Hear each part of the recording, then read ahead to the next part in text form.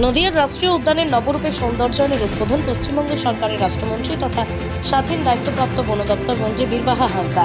উপস্থিত ছিলেন শান্তিপুর বিধানসভার তৃণমূল বিধায়ক ব্রজকিশোর গোস্বামী, পৌরসভার চেয়ারম্যান সুব্রত ঘোষ সহ তৃণমূলের অন্যান্য শীর্ষ নেতৃত্বরা। সোমবার সন্ধ্যায় প্রদীপ প্রজ্বলনের মধ্য দিয়ে উদ্বোধন করেন মন্ত্রী বীরবাহা হাঁসদা। যদিও নদিয়ার শান্তিপুরের রাষ্ট্রীয় উদ্বোধনে শান্তিপুর সহ জেলার বিভিন্ন প্রান্ত থেকে ভ্রমণ পিপাসুদের আনাগোনা লেগেই থাকে, তাই এই রাষ্ট্রীয় উদ্যানে আরও উন্নততর সৌন্দর্যায়ন করা হলো। যেমন বসানো হয়েছে বোটিং লাইট, সাউন্ড ফাউন্টেন, 100টিরও বেশি রঙিন আলোয় আলোকিত করা হয়েছে।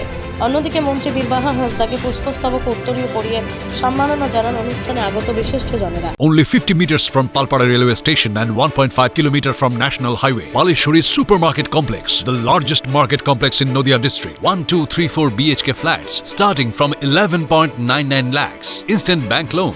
Book now.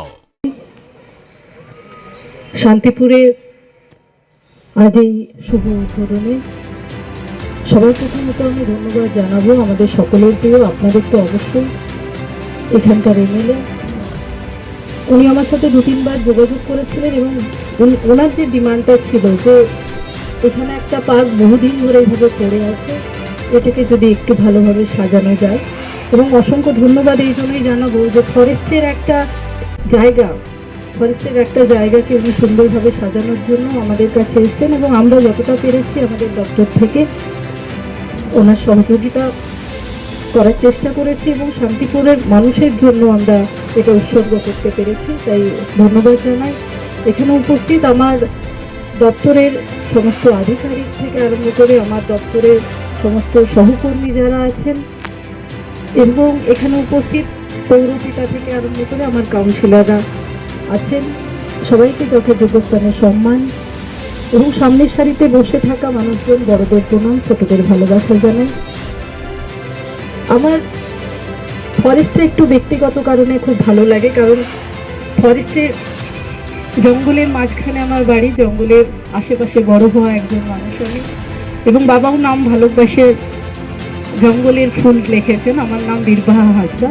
তো বীর মানে জঙ্গল, বাহা মানে ফুল।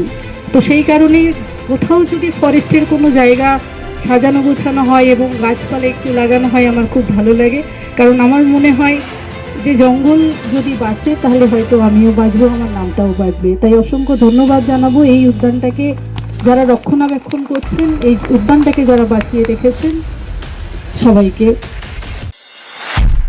নদিয়া জেলার সবথেকে বড় বিল্ডার্স চাকদার মা মনসা বিল্ডার্স, রড ও সিমেন্টের পাইকারি ও খুচরো বিক্রেতা। মা মনসা বিল্ডার্স, পদ্মবিলা, চাকদা, নদিয়া। রড কেনাকাটায় থাকছে ডিসকাউন্ট অফার। মা মনসা বিল্ডার্স। নদিয়ার সবথেকে বড় English medium school JRS public school, প্রায় 35 বিঘা জমির ওপর গড়ে উঠেছে বিশাল ক্যাম্পাস। নার্সারি থেকে শুরু করে উচ্চ মাধ্যমিক, ITI college, law college, BEd college, ভর্তি চলছে। JRS public. আপনি কোথায় ইনভেস্ট করবেন, কেন করবেন বুঝতে পারছেন না তো? সঠিক গাইডলাইন পেতে আজই আসুন নদিয়ার চাকদাতে নিবেদিতা প্রাইভেট লিমিটেডে। Nivedita private limited, marketing and distribution service. Balcony বা সিঁড়ির রেলিং, মডিউলার কিচেন বা ড্রয়িং রুম, এক কথায় আপনার স্বপ্নের বাড়িকে করে তুলুন আরো সুন্দর। Chakdah ply centre, gorgeous look বা কোয়ালিটি সবে 3 number 1 Chakdah ply centre. Chakdah ply centre, KBM, Chakdah, Nadia. হোমওয়ার্কটা করেছো? হ্যাঁ স্যার।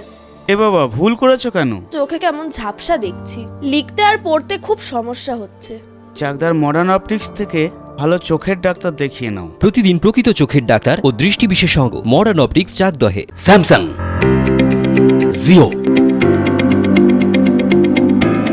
রিয়েলমি, নদিয়ার একমাত্র অথরাইজড ডিস্ট্রিবিউটর ঘোষ কমিউনিকেশন, থানার মোড়, চাকদা, নদিয়া। প্রায় 50 লক্ষেরও অধিক, কম বেশি প্রায় 64 লক্ষ টাকা ব্যয় এটাই নবকলেবর সাজানো হলো। আমাদের বোটিং, এখানে যে পুকুরটা ছিল তার সৌন্দর্যায়ন এবং সেই সাথে সাথে রাস্তাঘাটের উন্নয়ন, বিশেষ করে আমাদের পেপার ব্লকের অনেকটা কাজ হয়েছে। আমরা প্রায় 700 গাছ লাগিয়েছি, যেটা সায়েন্টিফিকভাবে বেশি অক্সিজেন দেয় এরকম গাছ। এবং এছাড়াও এখানে জলের একটা সমস্যা ছিল, মানুষজনদের শৌচালয়ের একটা প্রবলেম ছিল, সেটা সমাধান করতে পেরেছি। এই কাজগুলো আমরা এগুলো তো যেগুলো হয়েছে, আর কিছু নতুন পরিকল্পনার কথা বললেন? নতুন পরিকল্পনা আমি এবং মাননীয় মন্ত্রী বসে আমরা স্থির করবো, করে আগামী দিনে আমরা করবো। এবং ভারতীয় জনতা পার্টি সরকার যদি সহযোগিতা করে একটু বেশি করে কাজ করা সম্ভব। এক্ষেত্রে যে ফিসগুলো ছিল ভোটিংয়ের বা ভাড়া প্রোগ্রামের, সে সমস্তগুলোকে একই থেকে যাচ্ছে নাকি? না, ভোটিং তো ছিল না, কাজে 1 টাকার প্রশ্ন। ভোটিংটা আমি বলেই দিচ্ছি, ঘন্টায় 80 টাকা অথবা আধ ঘন্টায় 40 টাকা, সেই হিসাবে আমরা। দাদা আরেকটা প্রশ্ন করবো, বিরোধীরা বলছে পাঁচিলে রং করে এবং ভেতরে কিছু মূর্তি সাজিয়ে নতুন করে সজ্জা সুসজ্জিত করা, এক্ষেত্রে এটাকে মানে আগের জিনিসই নতুন করে দেখানো, কি বলবেন এ ব্যাপারে? না, বিরোধীরা মানে যদি বিজেপি বলে থাকে এই কথা, তাহলে তো বলতে হয় আসলে ওনাদের প্রচুর টাকা আছে, সেজন্য সংসদ ভবন ভেবে নতুন তৈরি করতে পারেন। আর বন দপ্তরে যদি ওনারা এইভাবে অর্থ সহায়তা করতেন, তাহলে নিশ্চয়ই আরও অনেক কিছু করা যেত। এইটুকু টাকা আনতেই আমার নিজের 2 বছরের অধিক সময় লেগে গেছিল, কারণ সেন্ট্রাল টাকা ছাড়েনি। ওনারা বলতে পারেন, বলাটা তো গণতান্ত্রিক দেশ, যে কেউ বলতে পারে। শোনা গেছিল পাখিরালয় হওয়ার জন্য, সেটার ব্যাপারে কি সম্ভাবনা আছে? হ্যাঁ, সম্ভাবনা। শুধু পাখিরালয় নয়, আরও সুন্দর করে বলছে এখানে হরিণ এবং ময়ূর আনার একটা ইচ্ছা আছে, কিন্তু সেন্ট্রাল গভর্নমেন্টের লাস্ট একটা রুলস বেরিয়েছে যে কোনো জায়গায় নতুন করে এটা করা যায় না। যদি সেই আইন অনুসারে শান্তিপুর রাষ্ট্রীয় উদ্যান পাশ করে, তাহলে আমরা নিশ্চয়ই সেটা করার ব্যবস্থা। দাদা আরেকটা প্রশ্ন করবো, আজ রাত 10টা থেকে প্রধানমন্ত্রী নরেন্দ্র মোদী দেশ জুড়ে সিএ লাগু করছে। আপনি তো তৃণমূলের বিধায়ক, তৃণমূল এর আগেও সিএ এর বিরোধিতে পথে নেমেছে, আন্দোলন করেছে। এবার লোকসভা ভোটের প্রাক্কালে এই যে মানুষের হয়রানির শিকার হতে হবে বলে অনেকে মনে করছেন, সেক্ষেত্রে তৃণমূলের কার্যক্রম কি হবে? রাষ্ট্রবিজ্ঞানের স্নাতক হিসাবে এটুকু বলতে পারি, সিএএ সিটিজেন্স অ্যাওয়ারনেস অ্যাক্ট, আমরা জানা নেই কোনোদিন কোনো অ্যাক্ট কোনো প্রধানমন্ত্রী করে দিতে পারেন কিনা উইদাউট লোকসভার পাস। লোকসভায় 2টো জায়গায় পাস ইতিমধ্যে হয়ে গেছে বলে জানা যাচ্ছে। এই জানা যাচ্ছে শব্দটাতেই তো সমস্যা তৈরি হচ্ছে। জানা যাচ্ছে বলে তো কোনো শব্দ সংবিধানে নেই। শোনা যাচ্ছে, জানা যাচ্ছে, দেখা যাচ্ছে, এরকম বলে কিছু হয় না। রাষ্ট্রপতি সইও ব্যাপার আছে এখানে, ঠিক আছে। আর এইভাবে রাত্রিবেলা সিএএ করার মতো কি ভূমিকা উনি দেখাতে চাইছেন বুঝলাম না, কারণ এতদিন তো পার্লামেন্ট চলেছিল বাজেট অধিবেশন, তখন প্রধানমন্ত্রী করতে পারতেন। আর পড়ে রইল সিএএ লাগু হওয়ার বিষয়। আমি যতদূর জানি 13 বা 14 তারিখ ইলেকশন ডিক্লেয়ার হয়ে যাচ্ছে, তাহলে নিশ্চয়ই লাগু করার মতো প্রসেসিংটা উনি করতে পারছেন না। জাস্ট একটা ঘোষণা করে দিলে সিএএ যদি লাগু হয়, তাহলে তৃণমূল কংগ্রেস তার বিরোধিতা করেছে এবং বহু রাজনৈতিক দল তার বিরোধিতা করেছে। সেই বিরোধিতা বিজেপি বিরোধী যারা আছে, অথচ আপনারা তৃণমূলের সঙ্গে নেই।